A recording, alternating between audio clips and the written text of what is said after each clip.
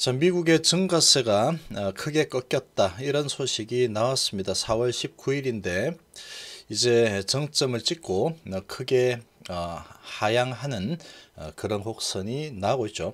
자, 이런 부분은 조금만 생각을 해보면 다 예측을 할 수 있었겠죠. 미국은 급격하게 증가 추세로 가다가 사회적 거리두기 하고 마스크가 들어왔기 때문에 정점을 찍고 나서 다시 올라갈 가능성은 거의 희박하다. 그리고 당연히 꺾이는 거는 당연하다, 이렇게 계속 말씀을 드렸는데 이거는 당연한 결과입니다. 당연한 결과. 자, 이렇게 크게 꺾이고 있죠. 한번 이렇게 꺾이기 시작하면은 쭉 밑으로 꺾여 내려올 가능성이 아주 높습니다. 계속해서 이제 격리를 시키고 바이러스 입장에서 보면 계속 나는 이제 누구한테 전파를 시켜야 되는데 전파시킬 사람들이 이제 가까이 없죠. 사회적 거리두기를 하니까. 그리고 전파시킬 수 있는 그런 인자들이 계속해서 격리가 되고 있다 보니까 결국은 점점 꺾여 가는 거고, 사회적 거리두기에 거기다가 이제 이 마스크를 안 썼을 때 이 비말로 전달이 되는데 이 마스크를 이제 또 쓰라고 하니까 가다가 자꾸 튕겨 나오죠. 그러다 보니까 이게 꺾일 수밖에 없습니다. 이제 한번 꺾이기 시작하면 계속해서 이렇게 크게 꺾일 가능성이 높습니다. 일단은 크게 꺾였다는 게 아주 의미가 있죠. 자, 그러면 이 증시 입장에서 보면은 지금 바닥권에서 많이 올라왔죠. 제조업들 많이 올라와 있는데, 자, 그렇게 많이 올라왔다 그래서 이제 증시가 밑으로 꺾일 가능성은 상당히 희박해졌습니다. 그런데 올라가다가 좀 조정을 할 겁니다. 조정을 할 수 있겠죠. 뭔가 지표가 아주 안 좋게 나왔다. 4월달 지표가 안 좋게 나왔고 이번 주 지표가 안 좋고 뭐 이런 걸 가지고 흔들 수는 있겠지만 그걸 이용해서 주가를 크게 내려친다. 이거는 이제 거의 쉽지가 않습니다. 이 가장 큰 그 원인이 됐던 부분이 사라지는 그런 단계로 접어들고 있기 때문에 크게 내릴 수는 없겠죠. 그리고 돈은 무지막지하게 많이 풀렸고 이런 상황이 이제 마무리되면 경제는 이제 서서히 회복하는 가동이 되겠죠. 가동이 되는데 돈은 많이 풀려 있고 뭐 그러다 보면 이제 시중에 유동성은 넘쳐나고 또 5월 1일 정도부터 제대로 돌아갈 가능성이 아주 커져 버렸죠. 이렇게 크게 꺾여 버리면 주지사들도 이 정도면 뭐 조금 빨리 할 수 있겠다, 이런 생각을 가지겠죠. 그러면 투자 심리가 살아날 수밖에 없습니다. 자, 그렇게 되면은 증시는 크게 하락할 재료는 찾아보기가 이제 쉽지 않겠죠. 이 부분이 잘 되면은 국제 유가 부분도 시간이 조금 지나면 회복될 가능성이 크겠죠. 사회가 돌아가니까. 자, 이제 요게 이렇게 됐습니다. 한 축은, 가장 컸던 축은 좀 좋아지고 있죠. 근데 다른 한 축, 이 국제 유가 부분은 아직까지도 상당히 시달리고 있습니다. 시달리고 있지만 이거는 시간의 문제죠. 이 축, 바이러스 축이 정상화되면은 이 국제 유가 부분은 5월 1일부터 해서 사우디하고 러시아하고 적극적으로 하겠다, 이런 이야기가 나오는 가운데 이제 정상적으로 돌아가면은 그동안 쌓여있던 재고가 빠르게 소진되겠죠. 빠르게 소진되면은 제대로 좀 돌아갈 가능성이 커집니다. 자, 그럼 더 이상 이 부분이 증시를 찍어 누르는 큰 재료로 활용이 되기는 쉽지 않을 겁니다. 그러나 계속해서 아주 겁을 주는 소식들이 계속 나올 겁니다. 그래도 지표가 보니까 엄청 안 좋고 4월달 보니까 생각보다 더 안 좋고 IMF는 아르헨티나 뭐 이렇쿵 저렇쿵 하면서 나올 겁니다. 그거 믿으면 안 됩니다. 이 부분, 가장 큰 부분만 믿으면 되겠죠. 자, 그래서 이거는 좋은 소식입니다. 좋은 소식이죠. 그래서 전체 시장 분위기는 아주 하방 경직은 만들 수 있는 그런 효과를 볼 수 있겠죠. 자, 그리고 이런 걸 가지고 이제 또 계속 우상향으로 가겠죠. 흔들면서. 그러나 직진으로 올라가진 않을 겁니다. 흔들면서 가겠죠. 자, 그리고 이제 트럼프가 북한에서 친서를 받았다, 이 소식이 나왔습니다. 자, 그런데 이 소식이 딱 나오면서 이 메디톡스 악재가 사실 제약 바이오에 크게 영향을 줄 만한 악재는 아니죠. 2013년도에 발생했던 무허가 약물을 사용했다. 그거 가지고 지금 상당히 지금 이슈가 크게 되고 있죠. 메디톡스 자체로는 상당히 안타까운 일입니다. 그런데 이 전체 제약 바이오 쪽에는 이건 뭐 단독 옛날 7년 전 일이잖아, 이렇게 볼 수도 있습니다. 그런데 지금 이런 상황이 지금 나왔죠. 특히나 이 부분이 나와 버리면 이걸 가지고 이런 상황으로 인해서 돈들이 대북주 쪽으로 움직일 가능성이 좀 높습니다. 지금 대북주들은 계속해서 밑으로 눌려졌다가 최근에 이제 좀 크게 떴죠. 크게 떴지만 이 제약 바이오, 특히 제약 바이오에 이런 바이러스 테마성이 있었죠. 진단키트라든지 치료제라든지 뭐 그런 부분들. 자, 그런 부분들에 비하면 뭐 상당히 올라온 것도 아니죠. 아주 크게 오른 부분들, 뭐 시즌 같은 거 보면은 뭐 한 달 안 돼서 3배 정도 이렇게 상승을 하는 그런 아주 강한 모습을 보였습니다. 자, 그런데 이제 이런 소식이 이제 좀 나타나면서 아무래도 이 메디톡스 악재가 이 부분과 합쳐지면서 이게 약간 시너지 효과가 나올 가능성이 좀 있습니다. 이렇게 되면은 안 그래도 이제 제약 바이오 말고 어딘가로 좀 모멘텀이 강한 쪽으로 좀 가고 싶어 하는 돈들이 있었을 텐데, 자, 그런 부분이 이 하나 가지고는 별로 뭐 그렇게 움직일 만한 상황은 아니었다라고 생각이 됩니다. 아주 7년 전 얘기고, 또 이제 뭐가 뭐 하다가 뭐 잘못돼서 또 삼성이 실패했고 이런 게 아니죠, 이거는. 자, 그런데 이제 요 부분하고 엮이게 되면은 아무래도 이제 이 제약 바이오 보다는 모멘텀이 다시 떠오르고 있는 이쪽으로 좀 가야 되겠다, 이런 그 투자 심리가 형성될 가능성이 높아져 버렸습니다. 자, 그렇게 되면 이런 좋은 소식이 있지만 이 부분은 이 제조 부분에서는 아주 좋죠. 그리고 제약 바이오 부분은 얘가 증가하거나 하락하거나 크게 영향을 받지 않지만 이 미국 증가세가 크게 꺾였다 그러면 적어도 시장은 안정세로 접어들겠죠. 그러면 대부분의 종목들이 상방으로 올라가면 제약바이오도 가치가 올라가는 방향으로 갈 수밖에 없습니다. 이 부분을 증명하는 부분은 이런 부분이죠. 지금 머크 보면은 계속 위로 가고 화이자도 계속 위로 가고 있죠. 길리어드는 이번에 이제 렘데시비를 가지고 한번 이제 승인이 나면은 크게 날아갈 가능성이 높겠죠. 자, 그리고 존슨앤존슨도 이렇게 올라서고 있습니다.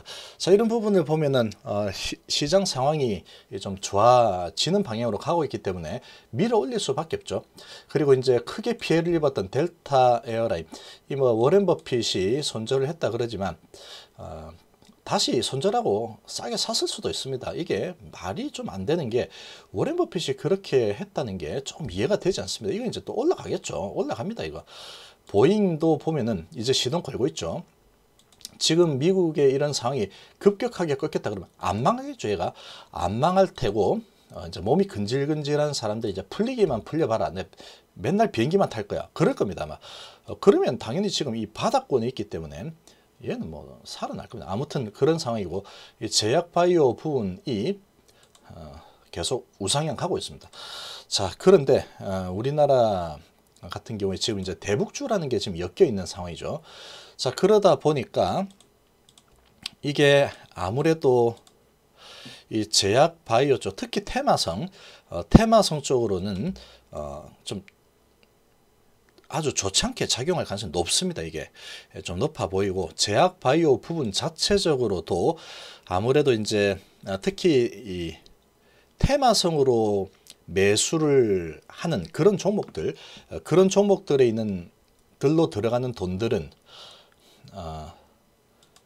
이런 대북주 쪽으로 테마성을 쫓아다니는 자금들은 이 대북주로 좀 이동할 가능성이 좀 높아졌다. 그러면 이제 순간적으로 수급에 좀 영향을 주겠죠. 그래서 이제 좀 좋지 않게 작용할 가능성이 있다. 그렇게 좀 볼 수 있고, 그리고 이제 HLB 입장에서 본다고 하더라도 이런 부분은 뭐 아주 좋은 소식이라고 볼 수는 없을 겁니다. 아무래도 그렇겠죠.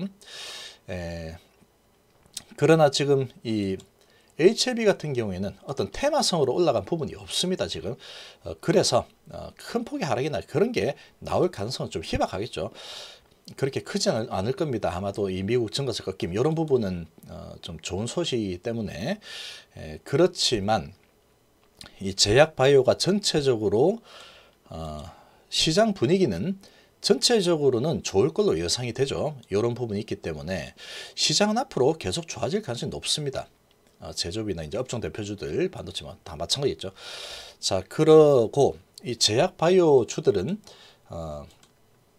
그동안에 좀 많이 올랐던 종목들, 크게 한 3배 정도 이렇게 올라갔다가 조정받는 종목들, 자, 그런 종목들은 조금 약할 가능성이 있고, 아무래도 대북주 쪽이 좀 강세를 보일 가능성이 좀 있다, 이렇게 좀 보여지고, 지금 HLB나 셀트리온 같은 경우에도 지금 그런 종목들은 코스닥 쪽에 이 지수 관련주죠. 지수 관련주이기 때문에 그래도 버티는 힘이 어느 정도 좀 있을 거다라고 생각이 됩니다.